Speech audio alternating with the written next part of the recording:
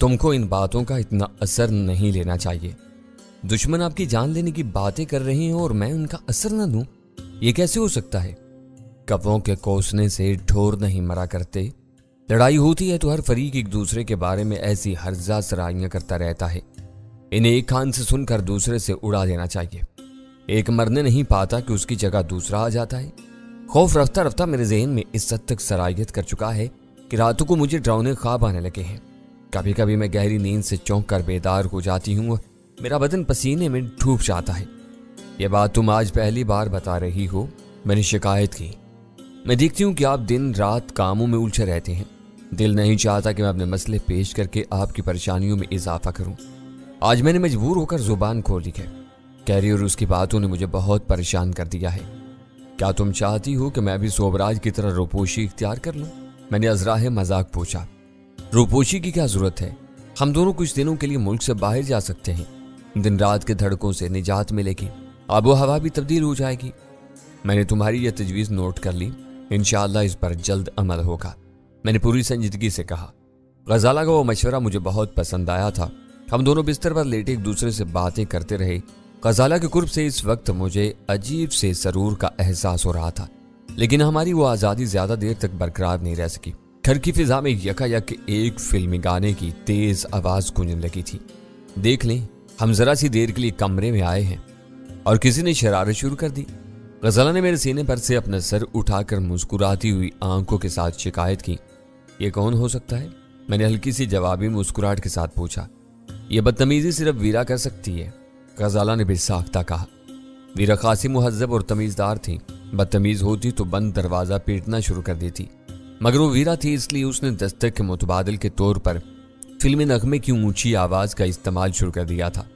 میں نے بستر چھوڑ کر آہستگی سے دروازہ کھولا تو ویرا ڈرائنگ روم میں ایک سنگل صوفے کو 180 کے زاویے پر گھما کر ہمارے دروازے کی طرف منہ کیے بیٹھی ہوئی تھی۔ اس کی گود میں رکھے ہوئے کیسٹ ریکارڈر سے نغماتی بول ابل رہے تھے۔ مجھ سے نگاہیں چار ہوتے ہی ویرا کے ہونٹوں پر شوق مسکراہٹ پھیل گئی۔ گانے کے شور میں میری آواز اس کے کانوں تک نہیں پہنچ سکتی تھی، اس لیے فوری طور پر اسے کچھ کہنا بے سود تھا۔ وہ ڈٹائی سے میری طرف دیکھ کر چڑانے والے انداز میں مسکراتی رہی۔ اس نے گانے کی آواز کم کرنے کی زحمت نہیں کی تھی۔ یہ کیا بے ہودگی ہے؟ میں اس کے قریب جا کر اونچی آواز میں غرایا۔ کیا تم بہری ہو گئی ہو جو اتنی اونچی آواز میں گانا سن رہی ہو؟ بہری نہیں، آداب سے کچھ بے بہرا ہو گئی ہوں، وہ گانے کی آواز کم کرتے ہوئے بولی۔ جب لوگ دن دہاڑے کمرے میں بند ہو کر چابی گم کر دیں اور دروازہ کھلوانے کے لیے دستک دینا معیوب ہو تو پھر بند دروازوں کے پیچھے چھپے ہوئے لوگوں تک اپنی فریاد پہنچانے کے لیے اونچی سروں میں گنگنانا ضروری ہو جاتا ہے۔ تم کو احساس ہونا چاہیے کہ کسی کو آرام کی ضرورت بھی ہو سکتی ہے۔ آرام سے ہے کون جہان خراب میں؟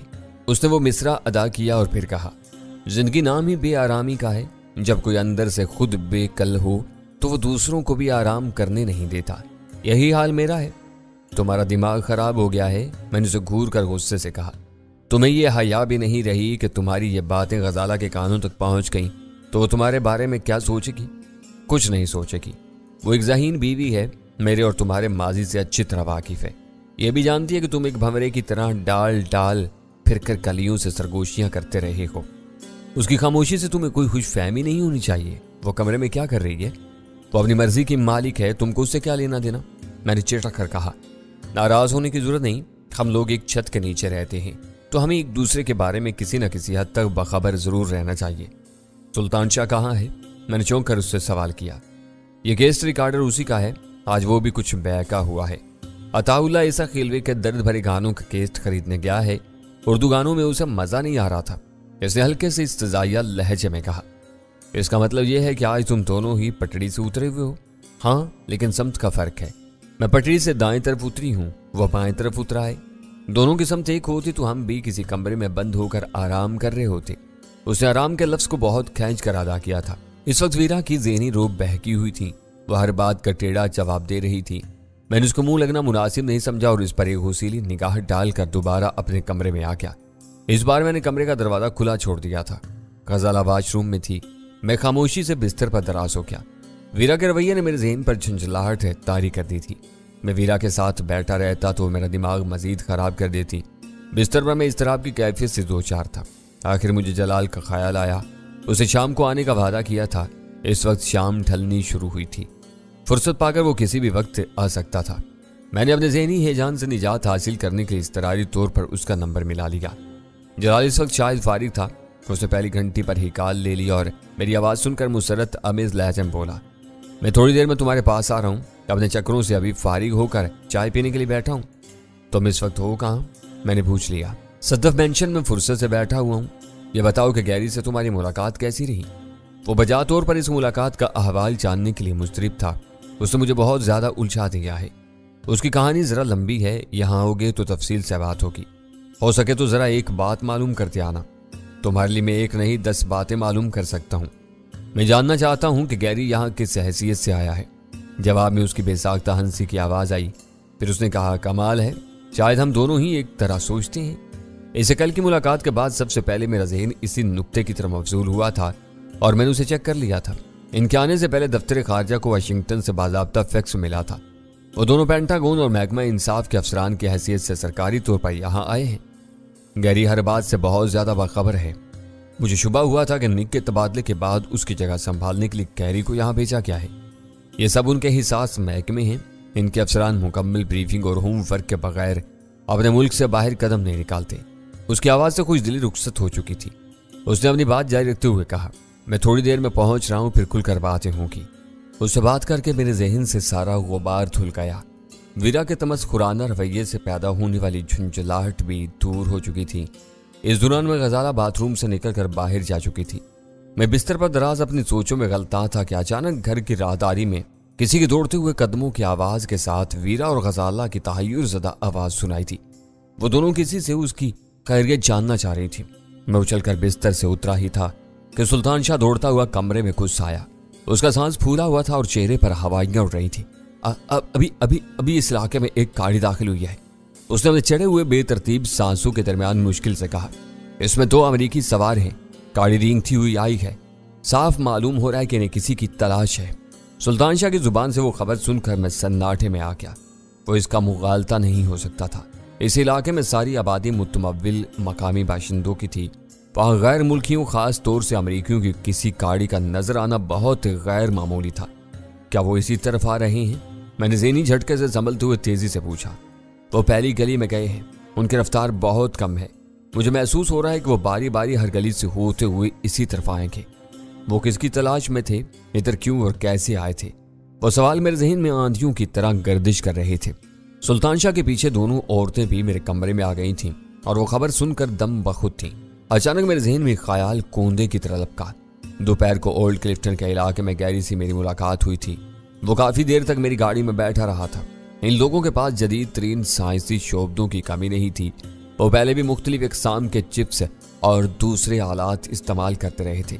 मुझे यकीन हो गया कि दोपहर को गैरी ने मौका से फ़ायदा उठाकर मेरी गाड़ी के किसी महफूज हिस्से में कोई चिप डाल दिया था, जिससे खारिज होने वाले रेडियाई सिग्नल हर लम्हे अमरीकियों की रहनुमाई कर रहे थे। मुश्तबा कार में सवार अमरीकी किसी भी लम्हे हमारे घर तक पहुंच सकते थे। हमारे पास इतना वक्त नहीं था कि गाड़ी की तलाशी लेकर चिप को तबाह करते। हमारी ऐसी कोई भी कोशिश हमारे लिए तबाही का सबब बन सकती थी। मेरे साथ आओ, मैंने सुल्तान शाह के इशारे पर हाथ मार कर कहा और बाथरूम स्लीपर्स पहनकर बाहर की तरफ दौड़ लगा दी। वो भी मेरे पीछे दौड़ पड़ा। चंद सानियों बाद मैंने इंजन स्टार्ट किया और गाड़ी को वहशियाना तेजी के साथ घर से बाहर लेता चला गया। वो मुतमव्विल शहरियों की बस्ती थी। गुलशन इकबाल को कराची के इन मुंतखब इलाकों में शुमार किया जाता है जहाँ सफ़ेद पोश और खुशहाल पाकिस्तानी अमन सुकून के साथ शाना बशाना रहते हैं। इस वसी व अरीज आबादी का वो बलाक जहाँ हम मुकीम थे, दूसरे हिस्सों से बेहतर तस्वुर किया जाता था। जो वहाँ बस गया था, एक मुद्दत से वहीं रहता चला रहा था। इलाके में मकान खाल खाल ही बिकते थे और अगर कोई घर बेच कर कहीं और जाने का इरादा कर लेता तो उसे हाथों हाथ मुंह मांगे दाम मिल जाते थे। इस रहायशी इलाके की मजमूई खूबियों के बिना पर मैंने इसे पसंद किया था और फिर तेजी से फैसला करके वो घर खरीद लिया था। इस इलाके में गाड़ियों की बहुतात थी। रात के हर घर के अंदर और बाहर एक तो गाड़ियों का नजर आना मामूलात में शामिल था और वो मामूलात सुल्तान शाह के भी इल्म में थे। वो महज कोई गाड़ी देखकर भड़कने वालों में से नहीं था। इसकी तशवीश का बायस वो 2 अमरीकी थे जो इस गाड़ी में सवार थे। अपनी पुरानी लेकिन जानदार कार को तेजी से दौड़ाते हुए मैंने अपने बलाक की गलियों में रेंगती हुई मुश्तबा कार को चश्मे तसव्वुर से देखा। कार को एक नबी तुली सुस्त रफ्तार के साथ एक मुकर्रर रास्ते पर रवा रखने के लिए एक ड्राइवर का होना नागुज़ीर था। अमेरिका के कराची में मुतय्यन सफारती मुलाजिमीन में मकामी ड्राइवरों की कमी नहीं थी। मकामी ड्राइवर रास्तों और ट्रैफिक कवानीन से अपनी वाकफियत और मुरव्वज तरीकों में महारत के बिना पर हर एतबार से बेहतर होते हैं। मैंने अमेरिकी सफारती नंबर प्लेट वाली कमोबेश हर गाड़ी में स्टीयरिंग व्हील के पीछे कोई न कोई मकामी चेहरा ही देखा था। सफारती अमले के अलावा सियाहत या कारोबार की गर्ज से आने वाले गैर मुल्की भी हमेशा मकामी ड्राइवरों को तरजीह देते हैं, क्योंकि वो ड्राइवर के साथ एक मौजूद गाइड भी साबित होते हैं। एक इशारा पाते ही अपने गैर मुल्की मेहमानों को उनका मतलूब मकाम पर पहुंचा देते हैं। ये कराची का कोई अनोखा असूल नहीं है। दुनिया के हर मारूफ और बड़े शहर में सफर के लिए गैर मुल्कियों को मकामी ड्राइवरों पर इन्हिसार करना पड़ता है। बस लंदन और न्यूयॉर्क जैसे मेट्रोपॉलिटन शहर इस ज़ाब्ते से मुस्तस्ना नजर आते हैं, क्योंकि वहां बसों और टैक्सियों वगैरह के ड्राइवरों में तरके वतन करके आने वाले एशियाई बाशिंदों की कसीर तादाद भी नजर आती है। वो मेहनत करके रास्तों और ज़ाब्तों से वाकफियत हासिल करते हैं, मुकर्ररा अथॉरिटी का इम्तिहान वगैरह पास करते हैं और पब्लिक ट्रांसपोर्ट चलाने के लिए अहल करार दे दिए जाते हैं। वो कराची था, लंदन या न्यूयॉर्क नहीं था। अगर किसी अमरीकी को अपनी नागहानी ज़रूरत के तहत हमारे रहायशी इलाके की अजनबी गलियों का रुख करना ही पड़ गया था, तो असूली तौर पर उसकी गाड़ी का ड्राइवर कोई मकामी होना चाहिए था। तुम्हें यकीन है कि इस मुश्तबा गाड़ी के दोनों सवार सफ़ेद फाम अमरीकी हैं? मैंने इस मौजू पर मज़ीद ज़हनी मुशक्कत करने से पहले सुल्तान शाह से पुरख्याल लहजे में तस्दीक करनी चाहिए। मेरे लिए यही एक बात बाइस तशवीश थी। उसने मिला तामुल जवाब दिया, रोज़ाना यहाँ सैकड़ों गाड़ियाँ आती जाती रहती हैं। मैं किसी पर ध्यान नहीं देता, लेकिन इस गाड़ी में मौजूद अमरीकी चेहरे देखकर मैं बुरी तरह चौंका था। सुल्तान शाह ने जिस अंदाज में हमारे इलाके की पहली गली का जिक्र किया था, उससे यह नुक्ता वाज़ेह था कि वो लोग यूनिवर्सिटी रोड की तरफ से इधर आए थे। मैं गाड़ी में घर से रवाना हुआ तो ये बात मेरे जहन में जागुज़ी हो चुकी थी।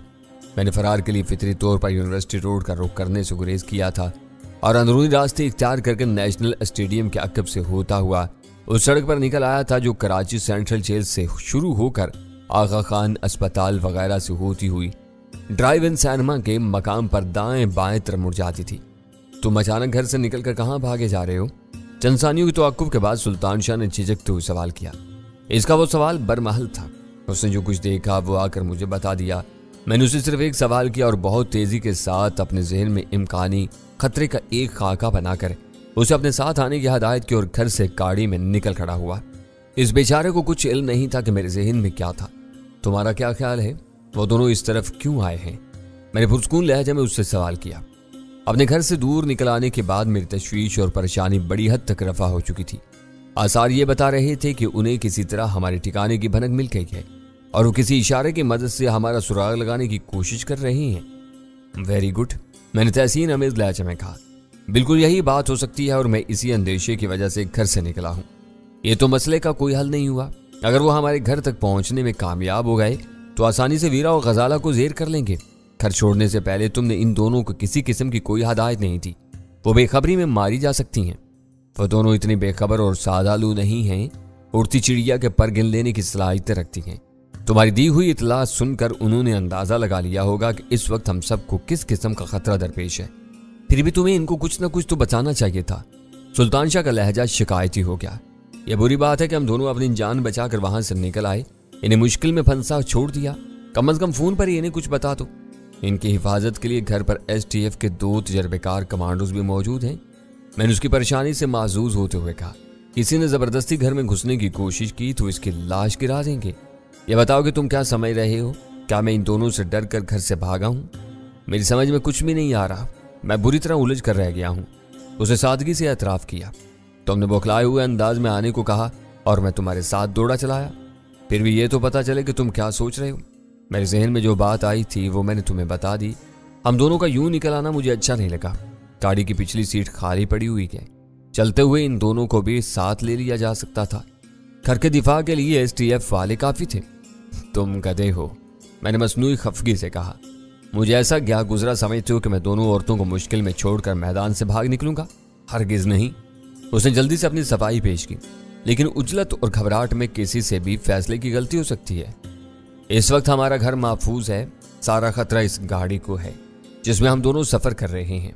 मैंने जानबूझकर इन दोनों को घर पर छोड़ा है ताकि वो नागहानी खतरे से महफूज रह सके। गाड़ी को खतरा है? हैरत से उसका मुंह खुल गया। तुम्हारी लाई हुई खबर सुनते ही मेरे जहन में एक नजरिया उभरा था कि दोपहर को गैरी ने ओल्ड क्लिफ्टन पर मेरी गाड़ी में काफी वक्त गुजारा था। इस मौका से फायदा उठाकर उसने मेरी गाड़ी को बक कर दिया। अब इन्हें अपने आलात के जरिए हर लम्हे इस गाड़ी की पोजीशन मालूम हो रही है। गाड़ी घंटों से घर पर मौजूद थी, वो अपने आलात के सहारे इस इलाके में पहुंचने में कामयाब हो गए।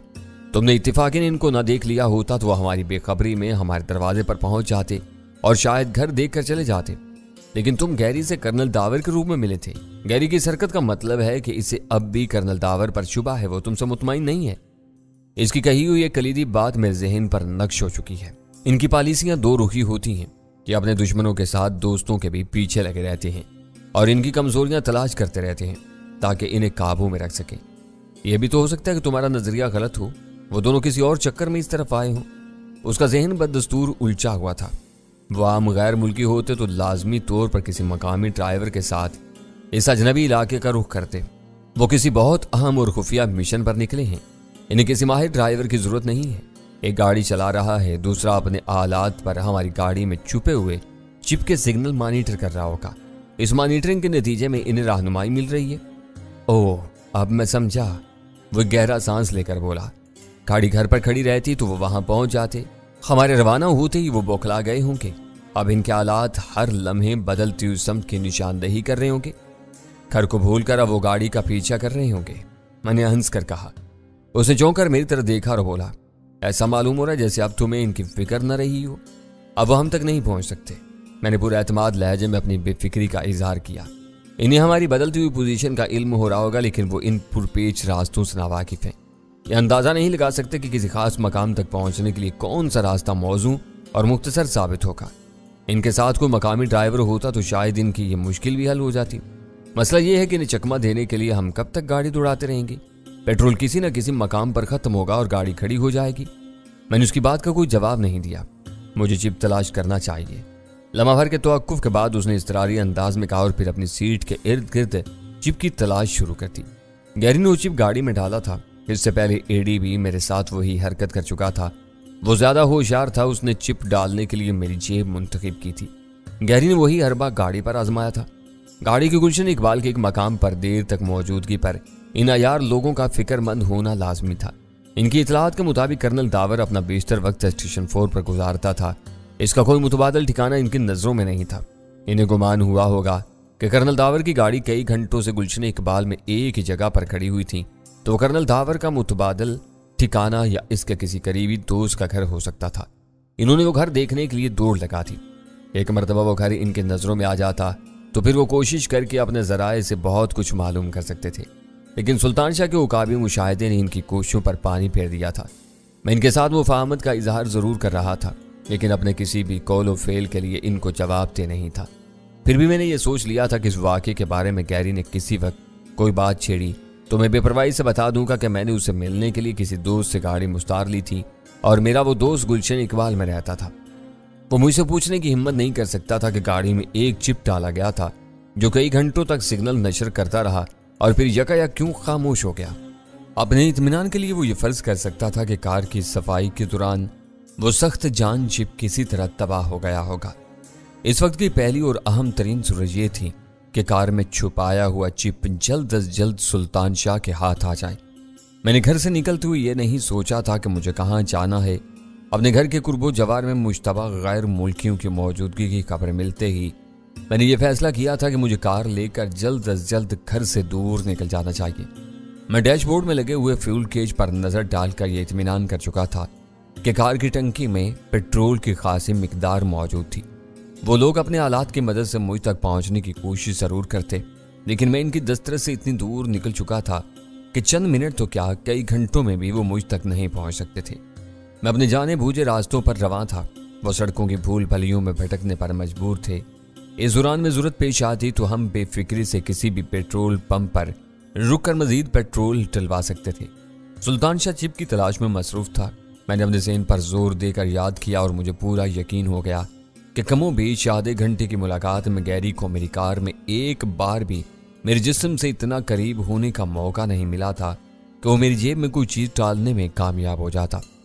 मैंने इस बारे में सुल्तान शाह से कोई जिक्र नहीं किया, लेकिन सिगरेट और लाइटर निकालने के बहाने बारी बारी अपनी सब जेबों की तलाशी ले डाली।